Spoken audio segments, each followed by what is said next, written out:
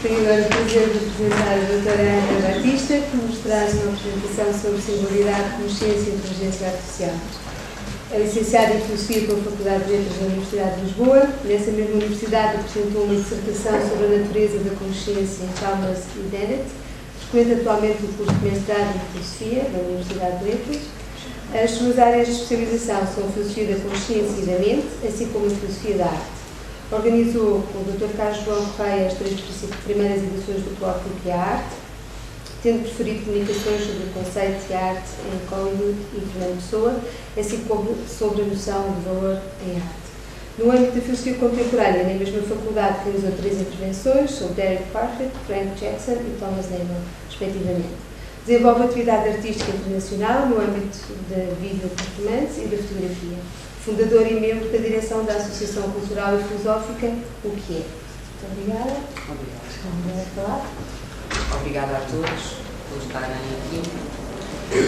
O tema que nos traz é mais este painel da Associação Filosófica, é o que é consciência, e apetece-me imenso ficar o tempo que tenho disponível, que são 20 minutos, calada, porque não sei dizer-vos o que é consciência. Eu pensei fazer isso, mas depois achei que se calhar não era uma boa ideia. Então eu trago-vos se calhar não vos vou explicar o que é a consciência, vou-vos dizer o que eu desconfio que ela possa vir a ser, e se puder vir a ser explicada, e vamos falar de singularidade. E à frente eu explico, não eu, mas nas palavras do Sr. Ruth, o que quer dizer.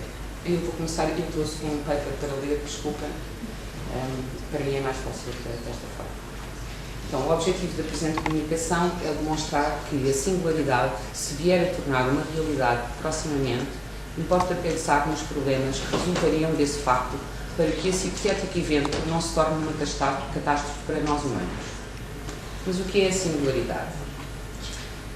Singularidade é um tema desprezado, dado o seu caráter com que muitas vezes é associado a uma pura imaginação fantástica, sem qualquer interesse real, muito menos filosófico. Como definir, então, a singularidade? Singularidade, eu tenho o slide, não podem ler, citando o filósofo David Chalmers, é esta explosão da inteligência, que é atualmente conhecida como a singularidade. O argumento básico desta questão foi inicialmente estabelecido pelo estatístico Sr. Booth, no ano de 1965. Especulações sobre a primeira máquina ultra-inteligente, que uma máquina ultra-inteligente seja definida como uma máquina que pode superar de longe todas as atividades de qualquer homem, independentemente da sua inteligência. Dado que o design de máquinas é uma dessas atividades intelectuais, uma máquina ultra-inteligente pode projetar ainda melhores máquinas, haverá então, inquestionavelmente, uma explosão de inteligência. E a inteligência humana será deixada muito para trás. Deste modo, a primeira máquina ultra-inteligente é a última invenção que o ser humano precisa realmente fazer. A ideia-chave é que a máquina será, assim, melhor do que os seres humanos a desenhar máquinas. Logo, será capaz de desenhar uma máquina mais inteligente do que a máquina mais inteligente que qualquer ser humano possa criar.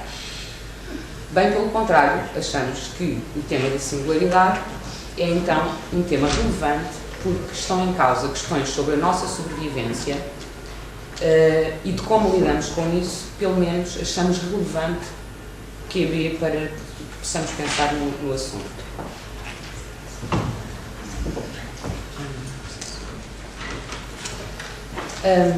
Se fizermos um uploading, ou seja, sujeitos humanos, eu tenho um site que explica, se um uploading faz a transição da mente humana para uma máquina artificial ou organismo não vivo, e se for uma forma credível de sobrevivência, o interesse pelas possibilidades reais dessa experiência aumentam.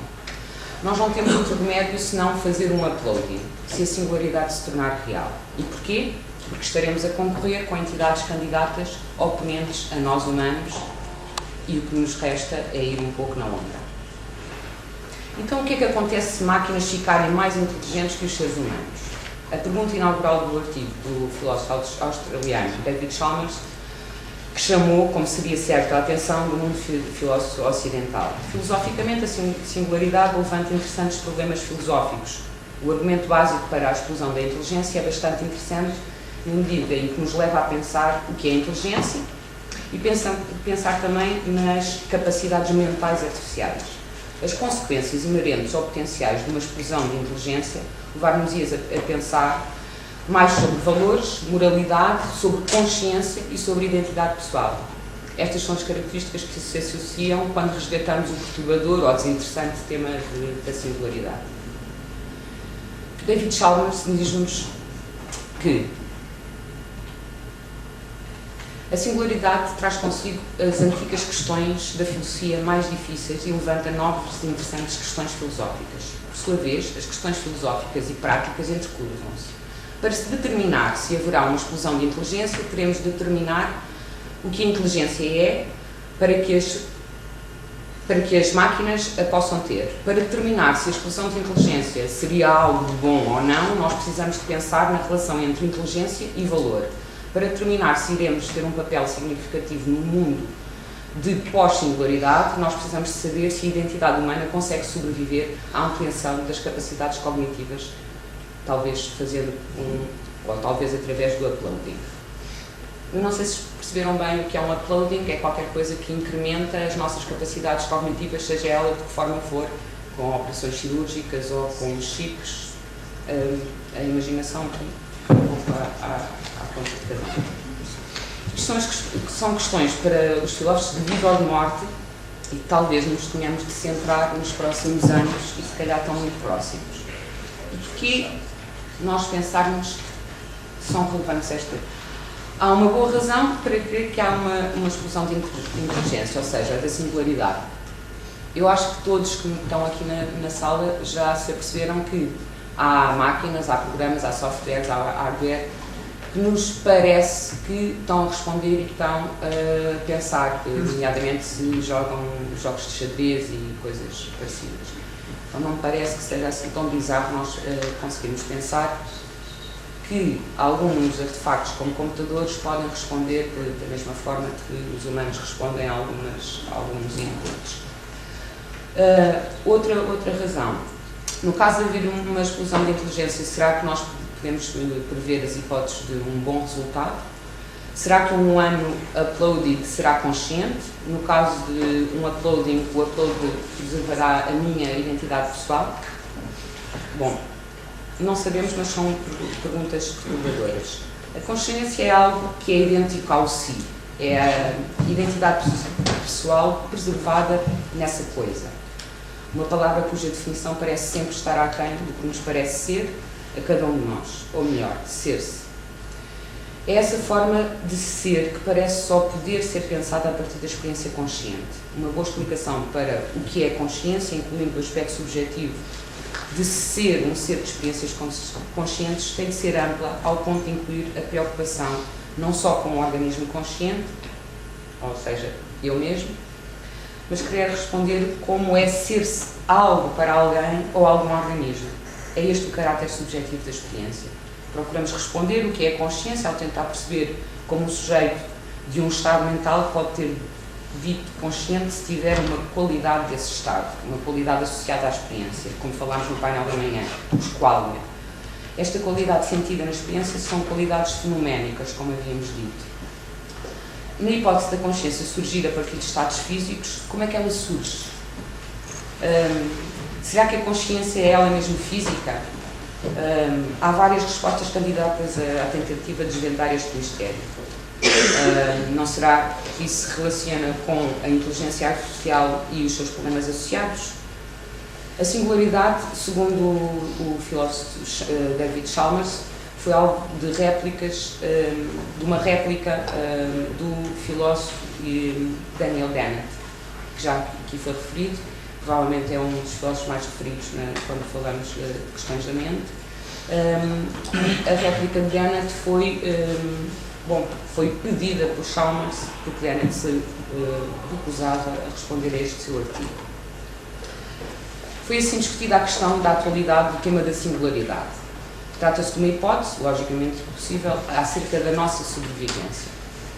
Com efeito, a singularidade é um tema desprezado ou encarado como um puzzle que nos intriga e, segundo Dennett, mesmo dizendo no que respeita ao Chalmers, analisa, e mesmo sabendo que o Chalmers analisa escrupulosamente os problemas, considera que muito do que é dito acerca da singularidade ou das tecnologias fantásticas é um tema chato e que não resolve grandes problemas. Mesmo assim, Dennett, embora pensando, a vida é muito curta, há muitos problemas bem mais sérios para perder tempo a pensar sobre, decidiu então responder às retaliações do Chalmers. Dennett confessa que nas primeiras 30 páginas apeteceu-lhe rasgar o documento, não continuar com a palhaçada de coisas fantásticas com que o Chalmers aparece. Para Dennett, o raciocínio de Chalmers para a singularidade, baseado na hipótese de uma inteligência artificial mais, ou seja, progressiva, uma inteligência artificial mais e brilhante, até ao infinito, não era um tema muito interessante para discutir. Mas devíamos, antes centrar a nossa atenção nas nossas dependências psicológicas que temos atualmente e no mundo que hoje vivemos em relação à internet. Ou seja, para Dennett, se calhar o que estava a ser discutido não era tanto o problema de um upload das nossas mentes ou de uma inteligência artificial, mas seria o que estava em causa são as dependências psicológicas e as crenças que todos nós temos acerca das máquinas e que estávamos de alguma forma a extrapolar isso para uma alucinação do Chalmers. Mas o Dennett percebe-se da afinidade de Chalmers em relação a temas que ele mesmo, o Dennett, trabalha e pergunta-se, e a pergunta do Dennett é: se o Chalmers é um sujeito que acredita que há um facto suplementar, além dos estados físicos e correlatados, que um fisicalista como o Dennett assume, porque é que Chalmers não é um materialista ou um fisicalista e agarra-se a essa crença de que há algo mais para além dos estados físicos explicados.